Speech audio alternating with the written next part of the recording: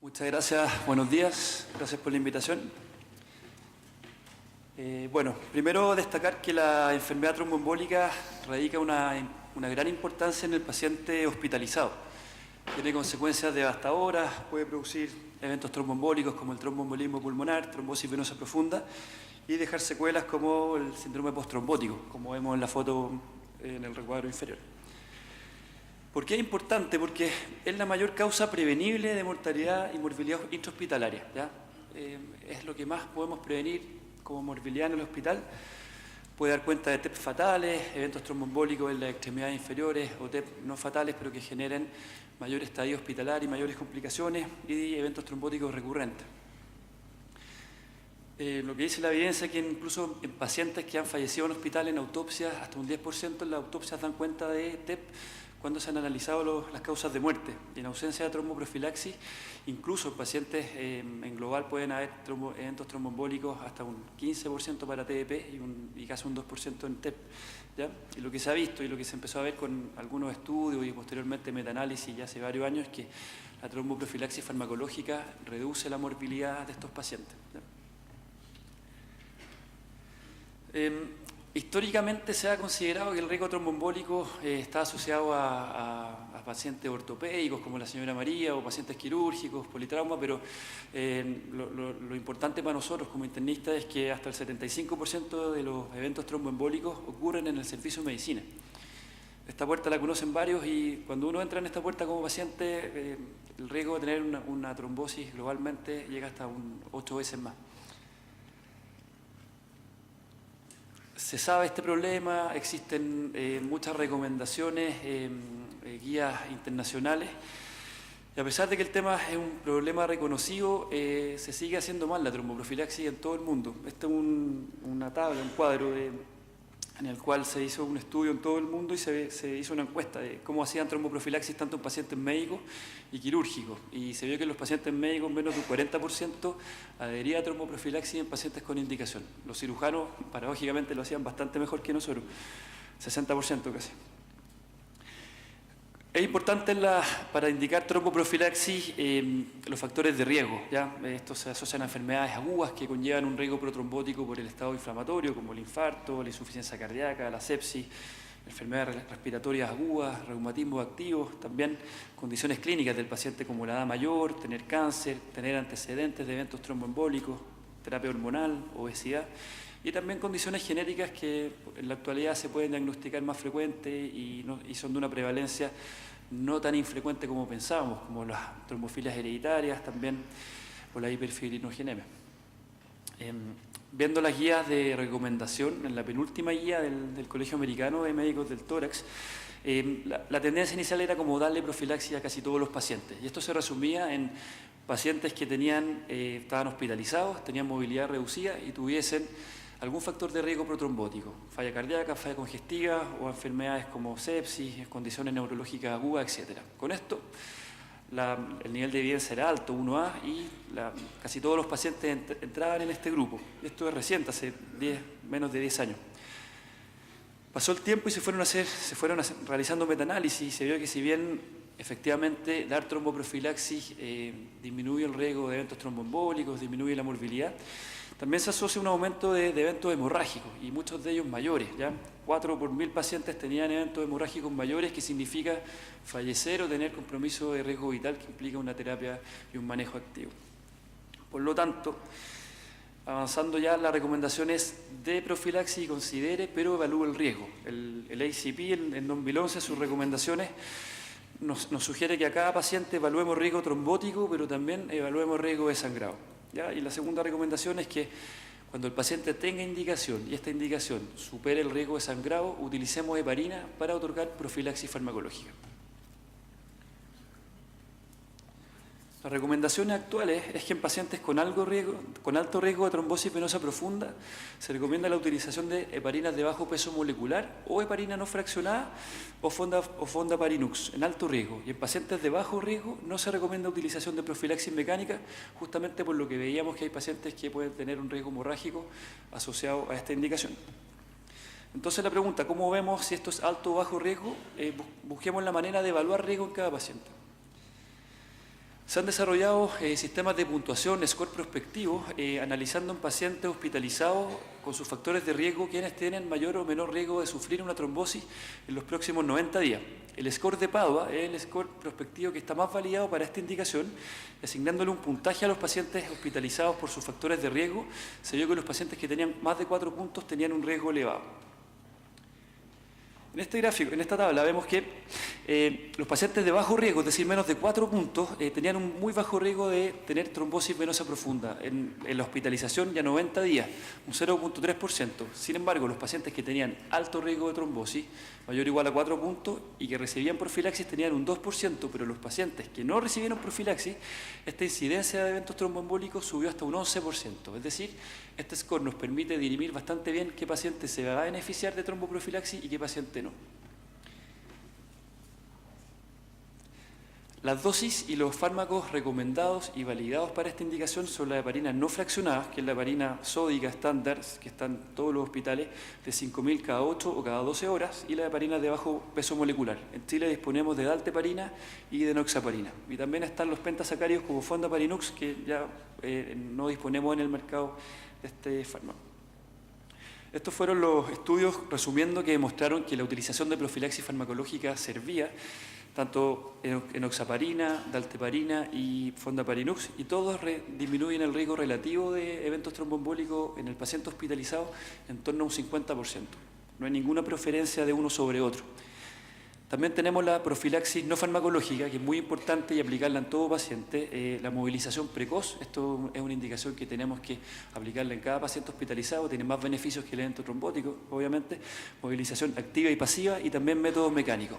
¿Qué métodos mecánicos conocemos? Las medias elásticas de compresión graduada y también los dispositivos de compresión neumática intermitente. Sin embargo, los pacientes médicos no tienen efectividad demostrada. Incluso en algunos estudios en pacientes neurológicos, la utilización de medias de compresión graduada demostraron tener un aumento en complicaciones cutáneas sin tener un beneficio claro en prevenir eventos trombóticos. En el único grupo que se salva, digamos, que tendría algún efecto, serían los pacientes quirúrgicos. Por lo tanto, en los pacientes con sangrado activo o con alto riesgo de hemorragia se sugiere la utilización de profilaxis mecánica, pero con un nivel de evidencia mucho menor que para apoyar profilaxis farmacológica en los pacientes con indicación. ¿Cómo determinamos riesgo de sangrado hoy en día? Bueno, de la misma manera que el score de Padua, existe el score llamado IMPROVE, que fue una evaluación de más de 10.000 pacientes multicéntrico, este fue retrospectivo, en el cual también se analizaron factores de riesgo de sangrado en pacientes hemorrágicos. Esta foto es de un paciente real nuestro que sufrió lamentablemente una hemorragia intracerebral recibiendo heparina. Los factores de riesgo más importantes son la úlcera gastroduodenal activa, el antecedente de haber tenido sangrado en los últimos 3 meses, la trombocitopenia severa bajo 50.000 y los pacientes de edad mayor, ¿ya? Este score vio que los pacientes que tenían un puntaje mayor o igual a 7 puntos tenían un riesgo de sangrado y por lo tanto no se aconseja en este grupo otorgarles profilaxis farmacológica. En la población hospitalaria en este estudio, que fueron más de 10.000 enfermos, se vio que menos del 10% es de esta población de alto riesgo. Y los pacientes que tienen un puntaje mayor de 7 puntos, el riesgo de tener un sangrado mayor aumenta de 0,4 a 4%, o sea, tienen un riesgo aumentado 10 veces de sangrar al darles profilaxis. Por lo tanto, esto es una buena herramienta para ver a qué pacientes no le podemos dar profilaxis farmacológica. Por último, el último metaanálisis de la Cochrane, ¿qué son los resultados que nos dicen con la profilaxis farmacológica?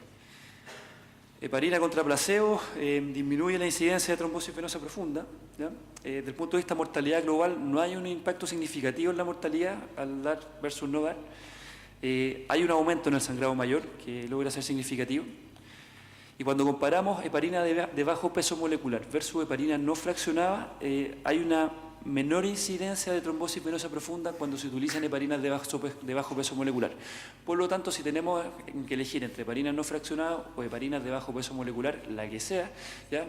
Yo me inclinaría por utilizar heparinas de bajo peso molecular.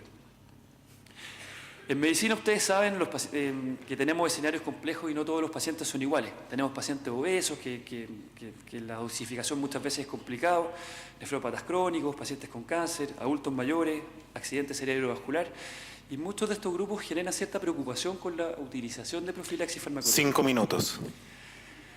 Quiero detenerme un par de minutos en el grupo de paciente crítico, ¿ya? Este es el escenario más complejo del punto de vista de la tromboprofilaxis, ¿ya? Hasta un 40% en pacientes que no reciben profilaxis farmacológica o mecánica sufren eventos tromboembólicos, ¿ya?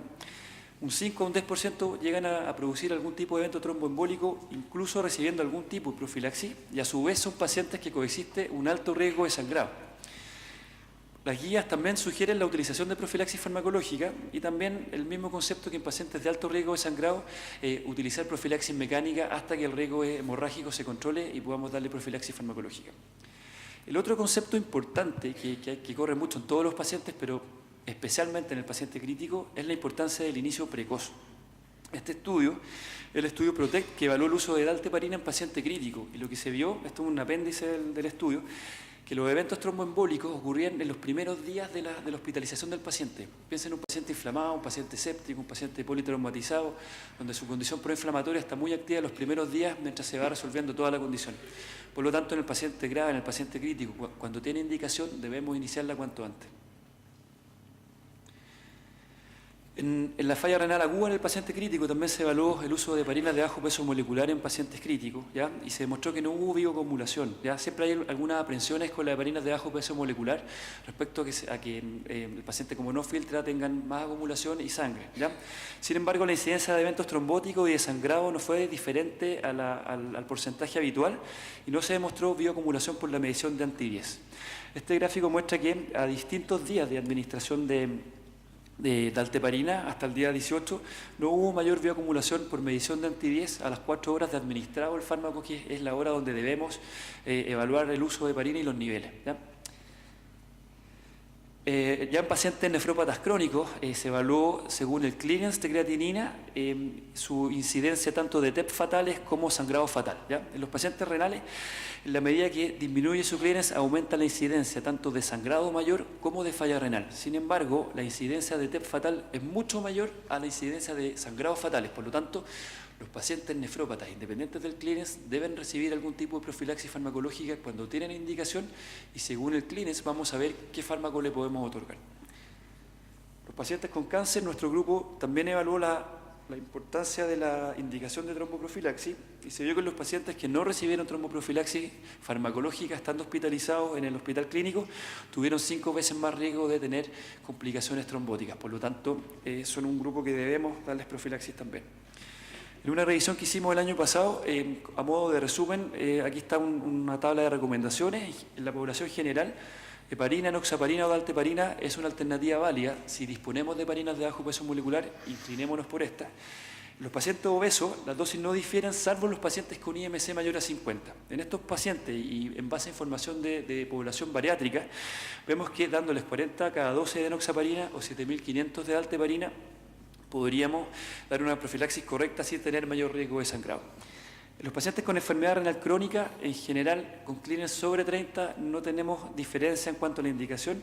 En pacientes con clearance bajo 30 nos inclinamos por seguridad en el uso de heparina no fraccionada. Si tuviésemos que elegir por un periodo breve, también pudiésemos eventualmente utilizar dalteparina, que tiene un perfil de excreción mayor hepático, por lo tanto ahí podríamos dar, pero por periodos acotados que no superen los 15 días. En adultos mayores y pacientes críticos y en cirróticos, la recomendación no difiere de la población general y son pacientes que deben recibirla y que necesitamos tener especial atención porque son pacientes que se trombosan también con alta incidencia. Este es nuestro protocolo del Servicio de Medicina Interna. Aplicamos los scores, el score de PADUA, el score de IMPROVE y también evaluamos los factores de riesgo, ¿ya? Así que va a quedar en el material disponible. Como conclusiones, la enfermedad tromboembólica es la principal causa de mortalidad evitable en el paciente hospitalizado. Todos los pacientes cuando ingresan deben ser evaluados tanto en su riesgo trombótico como en su riesgo hemorrágico. Y les recomiendo que se familiaricen con los scores, que adhieran a protocolos locales para que esta indicación nunca se pase. Las heparinas no fraccionadas y las de bajo peso molecular continúan siendo los fármacos de elección en profilaxis farmacológica.